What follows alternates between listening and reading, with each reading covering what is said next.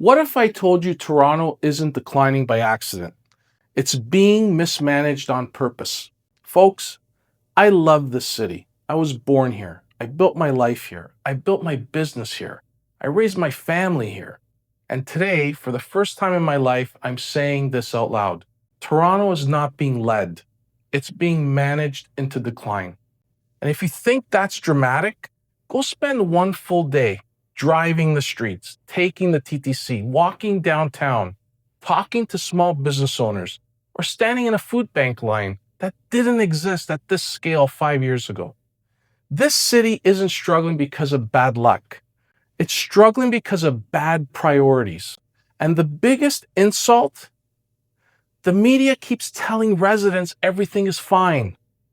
That's not optimism. That's gaslighting 101. Let's start with the most basic duty of government: public safety, carjackings, random assaults, retail theft, transit incidents, daylight crime. You don't need a crime report to know this is real. You feel it in how people walk around now. Faster, head down, keys between their fingers, eyes over their shoulders. Police response times are stretched. Courts are backlogged. Repeat offenders are back on the street within days. And what does city leadership offer? Root causes, complex issues, long-term strategies. Translation: no immediate plan, no accountability, no urgency. Let's talk about what Toronto used to never tolerate: open drug use, encampments, people overdosing in public parks, needles near playgrounds, families detouring their kids around human suffering. Compassion used to mean treatment, recovery, support, accountability. Now, it means enablement without any enforcement. We've replaced recovery with resignation, accountability with excuses, and solutions with symbolism. You can't run a city on harm reduction alone. You need law, order, treatment, and boundaries simultaneously. Otherwise, everyone loses. The addict, the resident, the business owner, the taxpayer. This is not empathy. This is policy failure by our mayor, and it's banned at council. Toronto traffic is not annoying, it's destructive. It kills productivity, family time, emergency response, mental health, business delivery times. Toronto now regularly competes with New York, Los Angeles, and Mexico for congestion per kilometer. And this city's solution? Fewer lanes, more fucking pylons and speed bumps, more bike lanes without traffic redesign, more construction without any coordination. This is what happens when ideology replaces engineering. You don't fix congestion by punishing drivers. You fix congestion by building intelligent transit, synchronized signals, real infrastructure, and additional road capacity when required. Instead, residents get gridlock and lectures. Torontonians pay billions into transit. What do they get? Slow zones, signal failures, random shutdowns, unsafe platforms, and unpredictable service. You can't build density without reliable transit. You can't grow productivity without mobility. And you can't cut emissions by making commuting unbearable.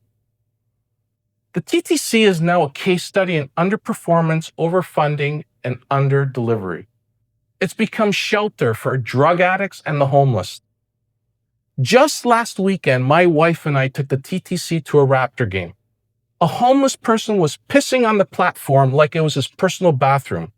And we're supposed to be opening 2 new multi-billion-dollar LRT lines on Finch and one day, hopefully, on Eglinton Avenue. It won't be long before they become shelters and toilets because of the lack of attention and enforcement. Residents aren't asking for luxury. They're asking for on-time, clean, safe, and predictable spaces. That's not visionary leadership. That's basic competence. Here's the part that enrages people the most. Property taxes are up, fees are up, utility costs are up, permits are delayed, and services stretched thin. Meanwhile, bureaucracy continues to expand, consultant budgets balloon, and pilot projects multiply. Committee studies what residents already know. Toronto doesn't have a revenue problem. It has a discipline problem. When households are cutting groceries, canceling subscriptions, and refinancing to survive, City Hall is adding programs, departments, layers, and long-term cost obligations. That's not leadership in a downturn. That's insulation from consequences. And this is where groups like Integrity TO strike a nerve, because residents are saying, this is not the city I moved to. This is not the city I raised my kids in. This is not the city I'm paying for. People aren't angry because they hate Toronto. They're angry because they love it. And they're watching it decay through misaligned priorities, soft enforcement, policy paralysis, and political spin. Folks, the message from City Hall is trust us. The message from the streets and residents is we don't. That gap is what breaks cities. The most dangerous failure in the ecosystem, the reporting class.